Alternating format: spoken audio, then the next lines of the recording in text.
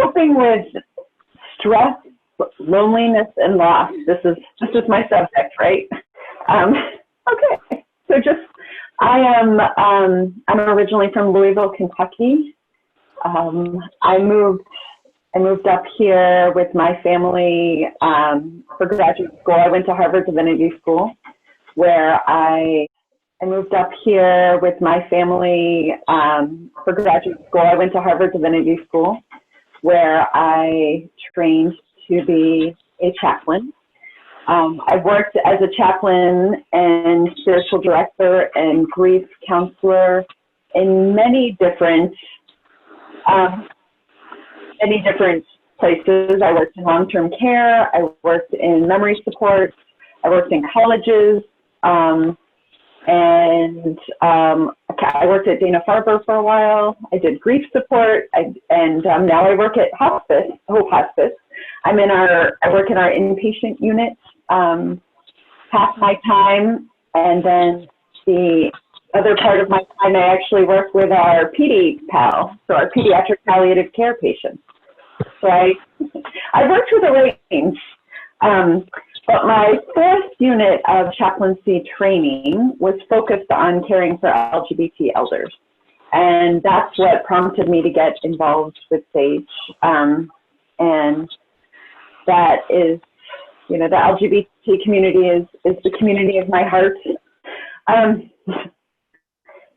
Yes, so the LGBT community is the community of my heart. And I feel a particular passion working with elders, even though now my job has kind of gone in the opposite direction. But so when Kathy reached out to me about this, I was excited. I was excited to be able to do it. So, and I will also just give a caveat. I am a chaplain. I definitely, my toolbox is spiritual, but I'm a lot more spiritual but not religious, and I will in some of the resources that I'm going to talk about and share, it's definitely I'm definitely coming from that spiritual standpoint, and yet knowing that we all have different manifestations of our connection to the spiritual. So I'm not coming from an explicitly religious standpoint. And I myself kind of identify more spiritual but not religious, which is surprising to people when I say that I'm a chaplain but not really religious. It's often like, wow, that's, but in case you're curious, I am Jewish and rooted in the Jewish tradition, but still, again, more spiritual than anything. So the big thing that I want to emphasize in a lot of the grief support that I do, people seem to think that I have some sort of secret knowledge, that I can just, some secret answer, some quick answer that I can say, here's what you do and everything's going to be fine. And so I'm just going to jump right to the chase and say I don't have that. I don't have some secret answer that can make this horrible, terrible, scary time that we are living in now, with both the political situation and the health situation, the pandemic situation. I don't have a secret answer. I don't have the answer that will just make everything okay. So that's my big caveat. I wish I did, but I don't. But what I'm going to do is share with you some tools, some tips, and some resources for coping with stress, isolation, and loss in this unique time that we are in. And nothing that I am presenting is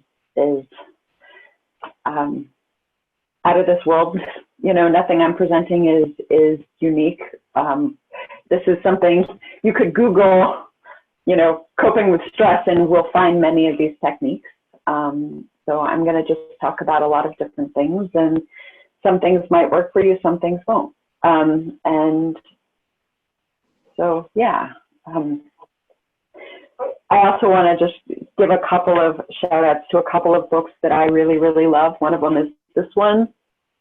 It's called When Things Fall Apart, Heart Advice for Difficult Times. This is rooted in the Buddhist tradition. It is a lovely, lovely book.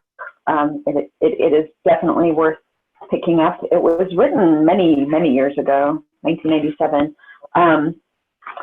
And it's just one I often come back to. And so it's a really good one if you're a reader. Another book, and a lot of what I'm going to talk about actually will come from this one.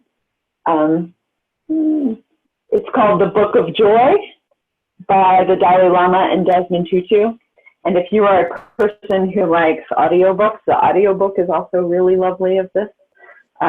It's not read by them, but it's read by actors that kind of sound like them, and it's hilarious and lovely. And it's one of those, I listened to the audiobook, I bought the book, I suggested I buy it as gifts for people. It is my favorite book of all time. And it gives some really lovely both techniques for living a joyful life, and some different ideas. And so I'm a big proponent of those. Those are just two of many, many books that one can find. So yeah. So the first thing that I just read this recently and I loved it. So right now we're living in a time of social distancing, right? So what does this mean? And I think I find the term social distancing problematic because we don't actually want social distancing. We want physical distancing, right? We want to keep ourselves physically safe by keeping a certain amount of distance from people around us who could potentially pass on COVID to us. But that doesn't mean socially distant, right? So humans are social creatures. We need social connection. It is absolutely essential to our emotional and physical and spiritual well-being. Sorry, my notes just jumped off my computer. It's absolutely essential. So I'm anti-social distancing. I'm pro-physical distancing. It is important to keep ourselves safe, definitely. But I am pro-social I'm pro-social connection. So social connection now in this COVID time might mean this, what we are doing right now. Interacting with other people, seeing their faces, talking with them, engaging. And that is in my opinion, one of the number one ways to counterbalance stress and isolation, right? So we can't physically connect in the ways that we were used to before, but we can virtually, digitally, we can call each other on the phone. And it's my experience that the LGBT community is actually very good at this, very good at socially connecting. Many of you have had to kind of create families and communities of your own. And so using those communities, using those connections you have is a really important aspect for our mental health. So that is one big thing I want to talk about. Another big thing for coping with stress is limiting our media usage. Many of us have had I was a big NPR listener. I have not listened to NPR in a long time. I can't do it. I can't watch the news. I can't listen to it. I do read the news because I need to, it's important to me to know what's going on in the world. But limiting that. So if limiting your engagement with the news, I'm not saying cut yourself off from the news because we do need to know what's going on in the world. but limiting it. So maybe you say, if you're finding yourself particularly stressed about world events, maybe limit. Maybe say, okay, I'm only going to look at the news or listen to the news or however you want to engage with it from, I don't know, 8 a.m. to 9 a.m. a day. Giving yourself some structure for how much you are engaging with the news, which, you know, is almost always terrible, right? And the news is set up.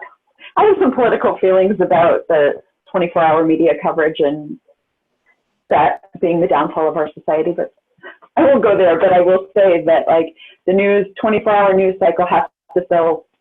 It's this whole idea that there has to be news all the time, and bad news is what we hear. So my counter to that is, if you are able to connect with media outlets or connect with media sources that are actually good news, that can be a good thing too. There are really wonderful, amazing, beautiful things happening in this world, and we don't hear about them because all we're hearing about is the horrible. So that is a big technique. So I have a couple little news feeds that I have in mind about just positive things. Let's hear good things that are happening. Let's hear amazing stories. Let's hear positive stories. Those positive stories both can help counterbalance our stress about all the negative stories, and they can also connect us to greater meaning and greater hope. Because hope is something that some of us are really struggling to have right now. I don't know about you, but it's tough. So finding what your ways to connect to hope, and to connect also with hope might also mean figuring out ways to connect to the both to each other, but also to the younger generation. I'm a big proponent of this, and then when I work with kiddos, I'm also big proponent of working with the older generation. So I say it's not just incumbent upon elders to reach out to youngers or vice versa. Like, there's a communal reaching out. Youth Pride is an amazing organization in Rhode Island, and there are ways that you all can share your wisdom with them, and they can share their youthful wisdom with you. I'm a big proponent of connecting different organizations, different generations. When I worked in long-term care, I used to bring my son with me to memory support. He was 9 when I was doing that, and it was amazing for him, and it was amazing for them. And not only does that help with, and again, digitally in this world, but it not only helps with isolation, but it also helps connect to a bigger story of hope and a bigger story. And it helps the younger generation learn all the things that the older, especially LGBT generation, went through. It helps them to be more grateful for the sacrifices that were made on their behalf, and it's good for you to know to connect with the legacy. And I think this is a bigger spiritual issue that I find really important, right, at any stage of life. But thinking about our stories, thinking about where we are, and thinking about how we want our stories to be told and to be heard, and how we want them to continue on. And also how our stories, how our personal lives are placed within the larger community. I took my son to Pride, and we were at the 76ers table for quite a while, looking through all the photos, all the beautiful photos of all those amazing things, and that was really meaningful for him. And my son doesn't identify as LGBT, but it's still important for him to hear that history. So I'm a big proponent of that as well. And it's, again, this is for This is a way to be more connected. I am also, I often say the counterbalance to despair is gratitude. So I have a couple different gratitude practices that I personally do. One of them is when I wake up in the morning, I express gratitude just for being alive. I say, you know, I am grateful that I woke up this morning. I am grateful for my family, for my friends, for my kittens. I have 2 cute, adorable kittens, and for my puppy. I'm grateful I'm grateful for my work. I express gratitude for my community, for all these connections in my life. And there's scientific studies that show that gratitude practice, expressing gratitude, finding those things to be grateful for. And other techniques are, you know, you can just write in a journal or write on a piece of paper, write on a chalkboard. What are 3 things I'm grateful for today? It does actually change your brain. It changes your brain to be more positive, and it prompts you to be more peaceful. So gratitude is a big practice. And I actually also find that gratitude and also loving, there's a mindfulness practice called compassion, loving kindness, compassion. I'm a big fan of this one as well. I actually practice it a lot when I'm driving. So if I'm driving and someone cuts me off on the road, I can feel, I can feel that anger welling up in me, and I want to scream at that person, but instead of screaming at that person, I take a deep breath and I say, I pray that they get to where they're going safely and that they live their life in love, in peace, and in joy. And it makes my kids giggle every time I do it, but it actually helps. It helps me. Whether it helps them, I don't know. We could talk about how the power of prayer and whether it actually, I'm actually doing anything to them, but I know it helps me. And personally, I do believe it helps to the world. So I'm going to lead us in a really brief compassion practice. And again, there's a lot of mindfulness things out there, and it's kind of this hot trending buzzword, and it's rooted in, some of it is rooted in Buddhist tradition and some of it's not. But this is something, a very simple practice that you can do with yourself. And so I'm going to just lead you in it. So take a deep breath. And you can say, since we're all muted, you can say out loud or to yourself, may I be happy.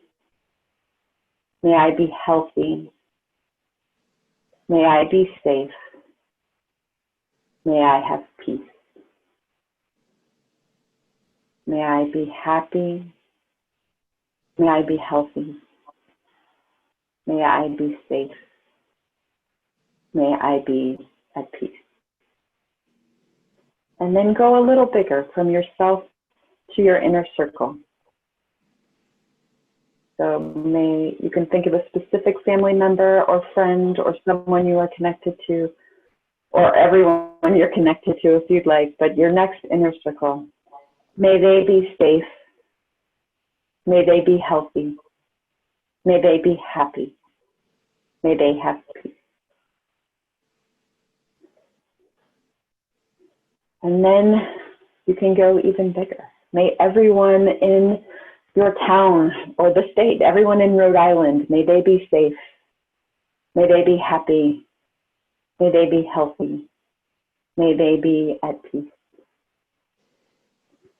And you can go for the country and the whole world. And then you can do maybe the hardest one, maybe people that you don't feel so connected to or don't feel good feelings about.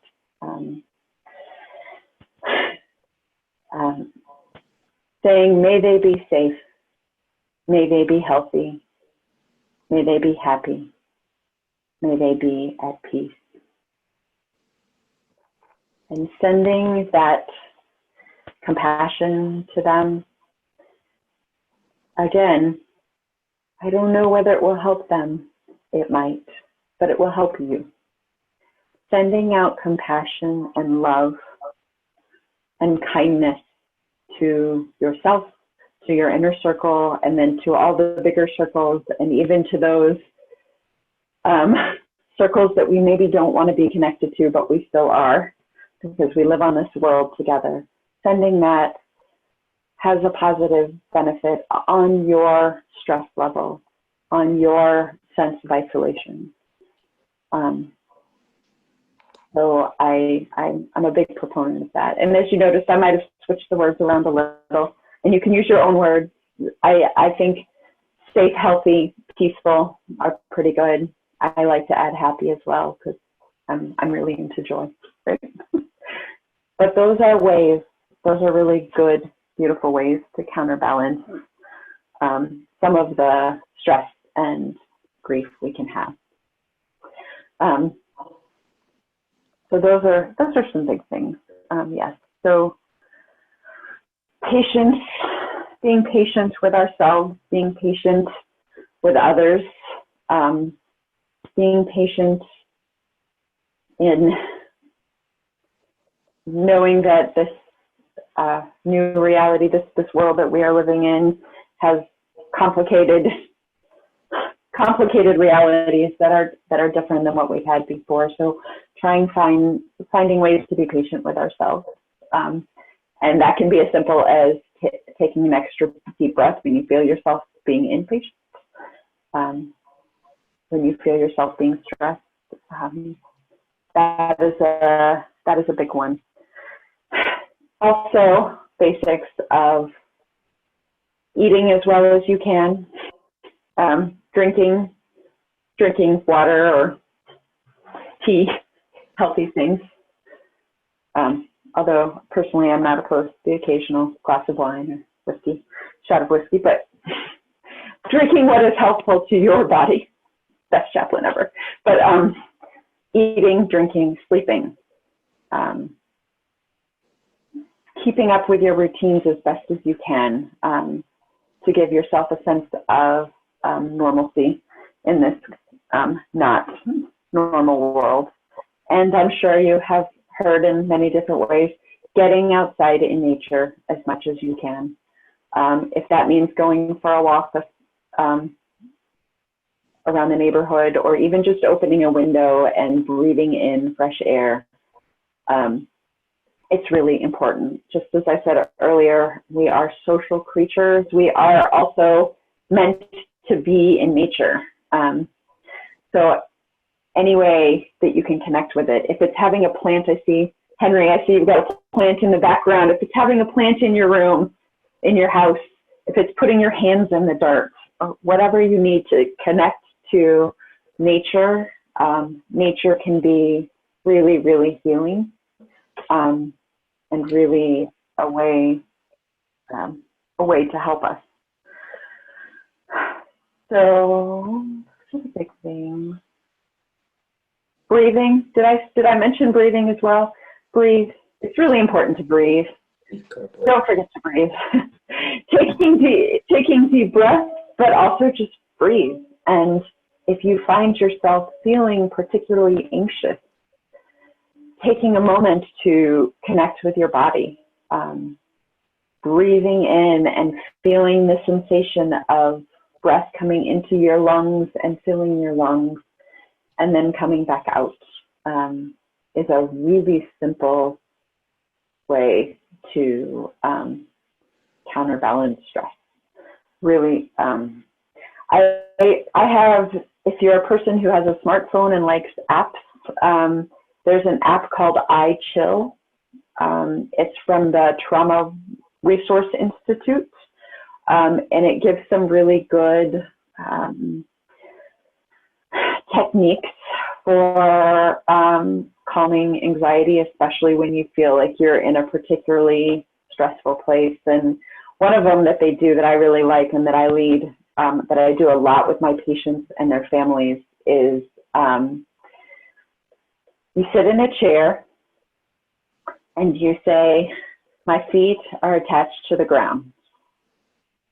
And then you say, my ankles are attached to my feet, which are attached to the ground. My legs are attached to my ankles, which are attached to my feet, which are attached to the ground. And you go through your whole body up into the top of your head.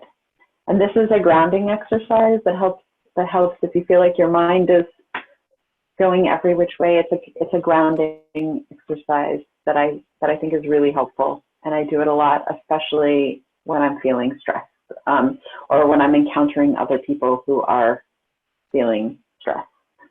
I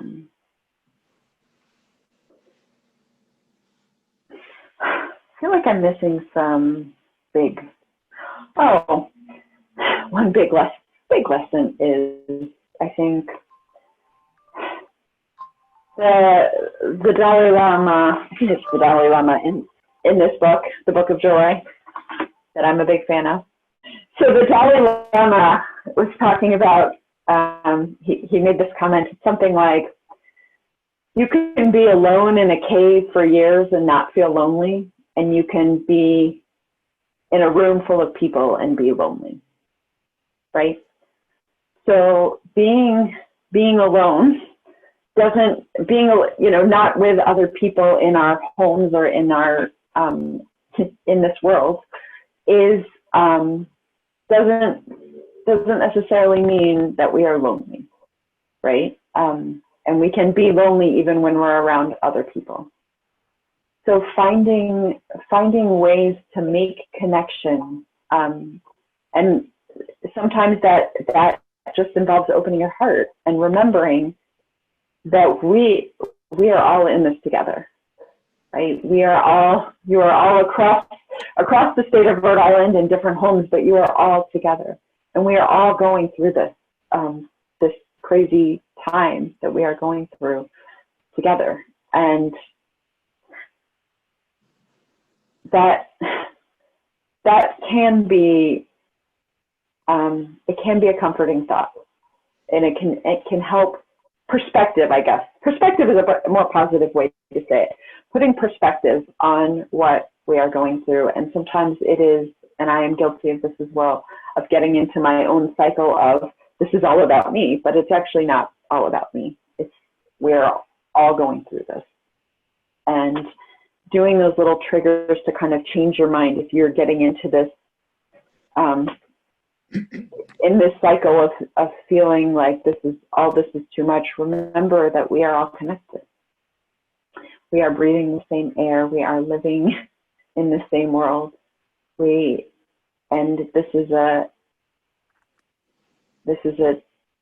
There's opportunity for us to connect even across this space. And that's why that compassion practice, sending compassion to each other and to ourselves and to those we are connected to and those in the greater world is such a wonderful technique, because it helps us to remind us that we're all in this together. So some of the links that Kathy is going to give you are a little bit more concrete in terms of here are concrete resources. One that I specifically want to push, the one related to grief. Hope Health, the organization that I work for, has grief support that is open to the community. So if you are mourning a loss that is like a specific loss due to the death of a loved one, we have grief support groups that are open to everyone, and you can share that. And it's not even everyone in this community. You can share it with people across the country. It is open to any human being who wants to come to our groups. They are open. And specifically, I lead an LGBT grief support group. It is the second and fourth Wednesday of the month from 4 to 5:30. So that is something to know. It is only for people who identify as LGBT. And I led it last week, and there was only one person. who came. So that is my way of saying there's plenty of room for more. And I know that this particular individual would love to have more people in the group to support her, and also so can mutually support each other, and so she can support. So I will say, and I know that she is not the only LGBT person in this country that is mourning the loss of a spouse, right? So please spread the word about this group in particular, because it is, I think it can be a really awesome resource, and so I'm pushing that. What are the other resources that I have to remember? I think I sent a couple other ones. Our previous grief counselor who ran the LGBT group, he just left. He left Hope Health, but he really, when I asked him before he left, what are the resources that I can share with Sage and share with this group? He really likes the website mindfulnessandgrief.com. This is another one that, and it is not specific to the LGBT community, but it is a really good grief resource, a specific grief resource. And I shared a couple other links about, I shared one from the Mayo Clinic about physical stress and coping with that related to COVID. And then a couple, one from Purdue, and then one from, I think, University of California. Also just with different resources related to grief and COVID-19. And I think Kathy had some really good ones too that she was going to share. The National Resource Center on LGBT Aging, Rhode Island Department of Behavioral Health. The CDC even has a website of coping with stress during COVID. The Mental Health Association of Rhode Island, and you know, Fenway in Boston and the LGBT Aging Project there. I mean, even though we're not in Boston, they kind of think of us a little bit under their wings. So those are other really good resources as well. When I was doing my LGBT elder unit, chaplaincy training unit, I got to go to the archives up in Boston, which was really cool, and got to play around in there, which was amazing. And so one more thing before I open it up to questions, I also just want to give a plug, and it's not really about this, but I just want to share that recently I had an LGBT patient at, a transgendered patient at hospice, she has been estranged from her family for many, many years, and then her family swooped in the last few weeks and has been dictating her some of her care, including insisting that we not use the pronouns that she wants to have used. So I'm just going to give a plug. Please, please, please, please make sure your end-of-life decisions are written out, documented, and you have a POA who will respect them. So that's my totally separate from this topic, but I just had to, it was frustrating, and I just want to really plug that. Make sure you have your end of life. And I know that's been other talks and you've had that before, but I'm just plugging it again. Please, please, please make sure you have all that paperwork and a POA who will respect your wishes. And also, not only power of attorney for your healthcare decisions, but also for your end of life, there's certain paperwork that you can do about making sure that your wishes are respected in terms of burial and in terms of obituary and things like that. Side note, just want to plug it because it is so relevant. So questions, comments, I'm opening it up. Yes, we still have 20 minutes. So discussion, thoughts.